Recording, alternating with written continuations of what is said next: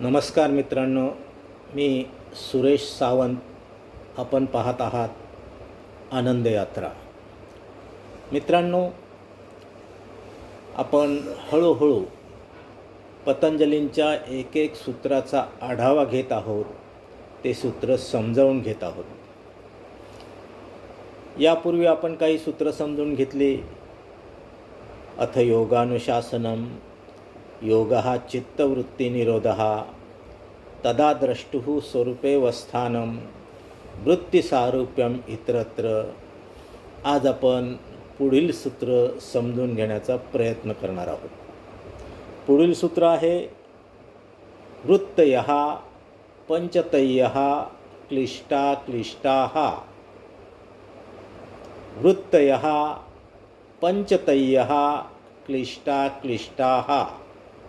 या सूत्राचा अर्थ, वृत्तयः म्हणजे आपण जे पतंजलींच्या वृत्ती आहेत त्या, पंचतयः, पंचतयः म्हणजे पंच म्हणजे पाच, तयः म्हणजे प्रकारच्या, म्हणजे वृत्ती ह्या 5 प्रकारच्या आहेत. आणि पुढे त्याने सांगितले क्लिष्ट अक्लिष्टः.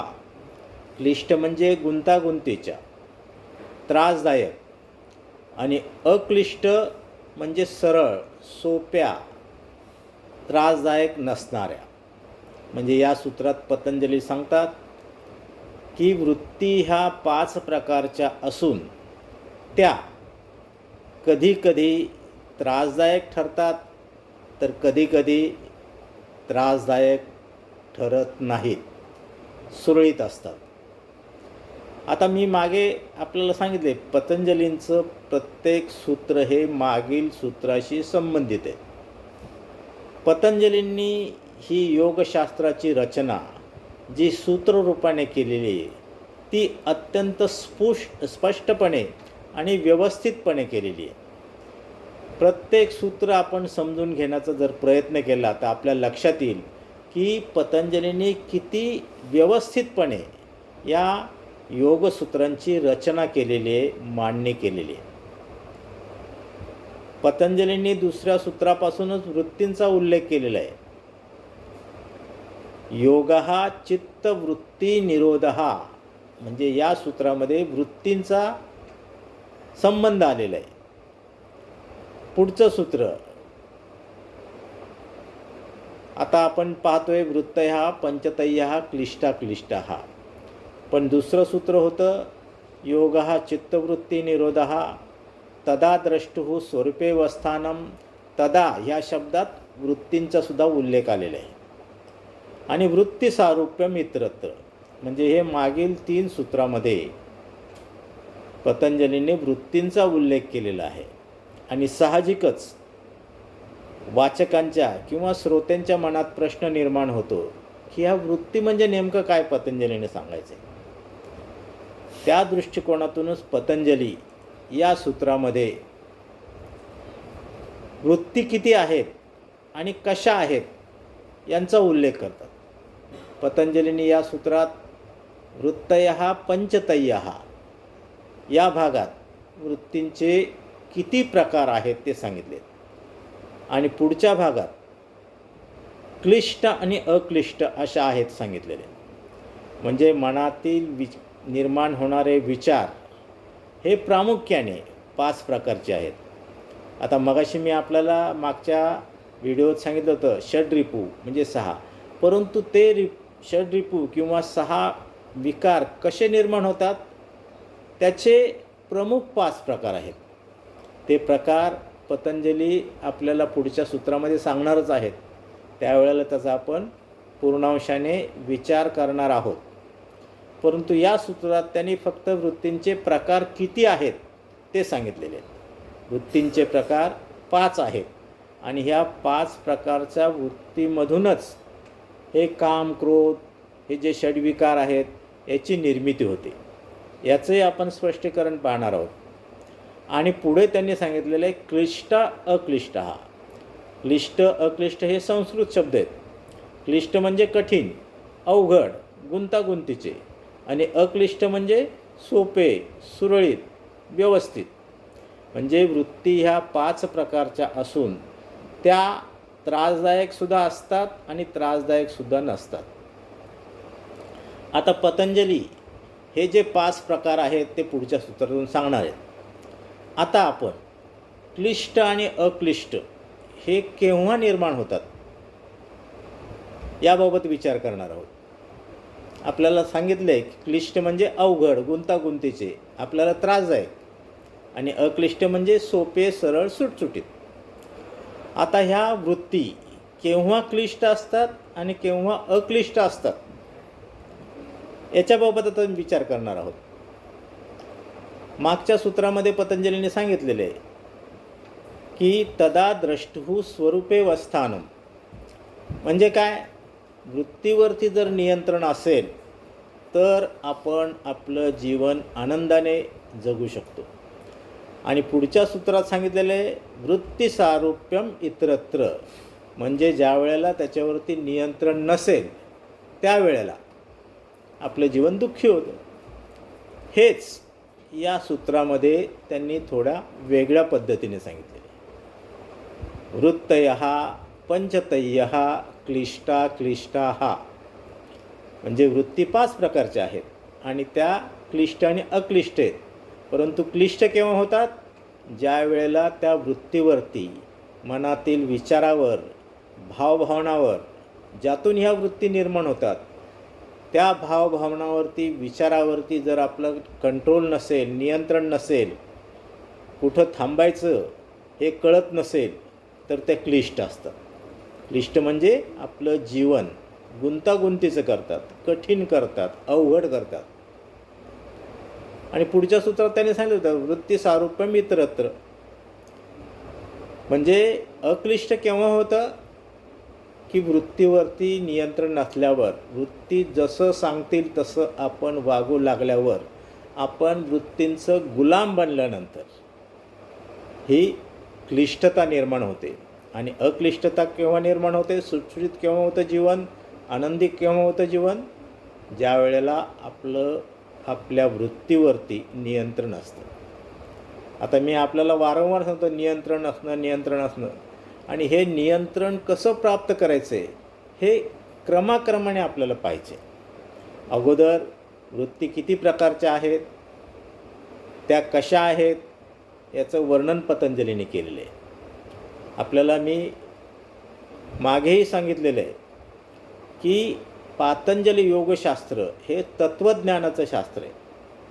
आणि केवळ तत्त्वज्ञानाचं शास्त्र नसून त्यामध्ये तत्त्वज्ञानही आहे आणि त्याच्याबरोबरीने अनुभूतीसुद्धा आपल्याला घ्यावी लागते.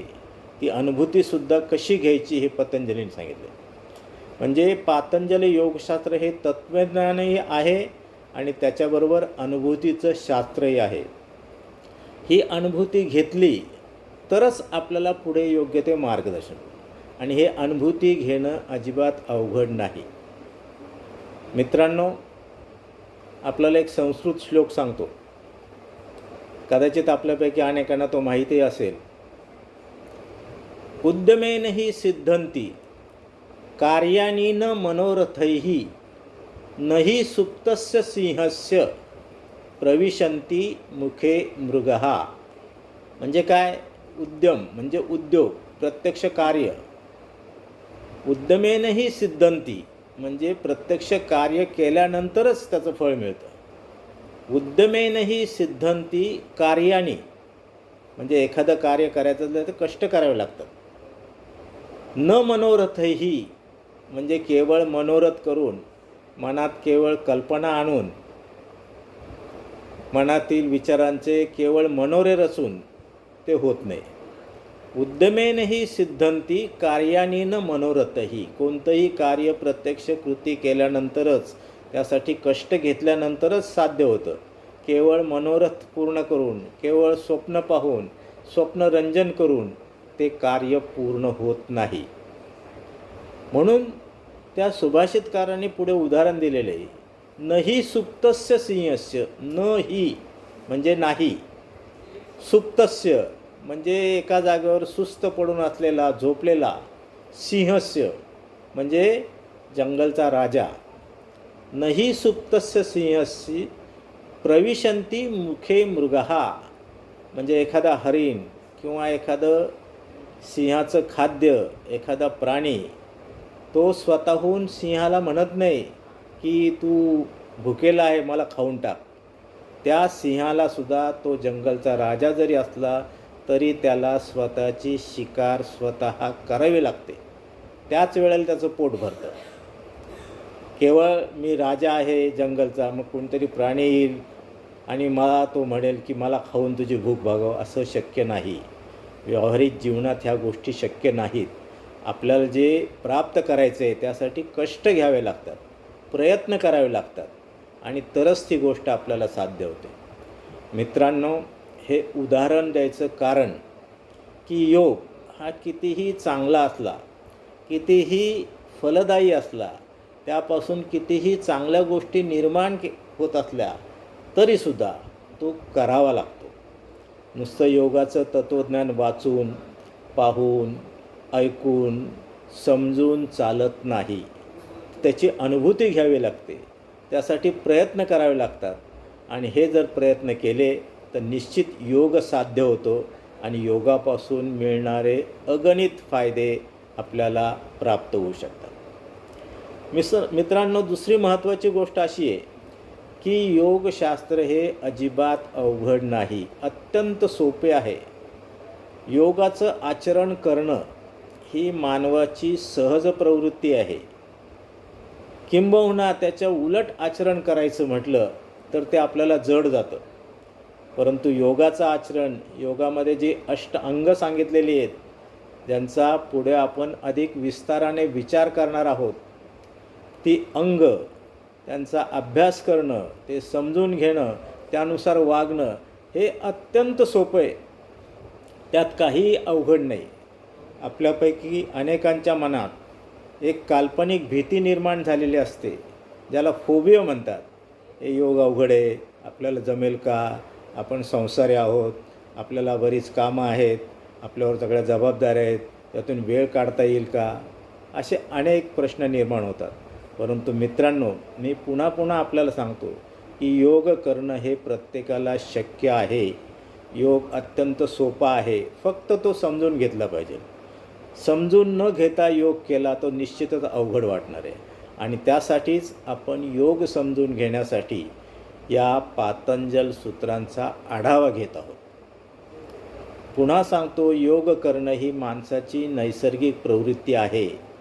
योग म्हणजे केवळ अवघड आसनं नाहीत, अवघड प्राणायाम नाही, अवघड ध्यानधारणा नाही आणि समाधी म्हणजे तर मृत्यू अजिबात नाही. समाधी म्हणजे प्रत्येक क्षणाला समाधानाने जगणं, आनंदाने जगणं, आपला जीवन प्रवास हा आनंदाने करणं, याचंच नाव समाधी आहे.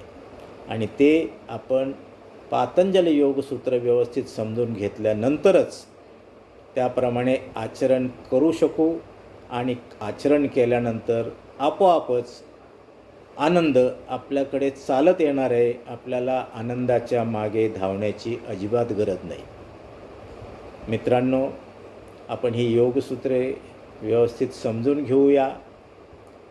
त्यातील काही शंका असतील त्याचं निरसनही करून घेऊया आणि यापुढे हे समजून घेतल्यानंतर त्यावर मनन, चिंतन, निदिध्यासन करून आचरण करूया आणि आपलं जीवन आनंदाने घालवूया, एवढीच आपल्याला सगळ्यांना विनंती आहे.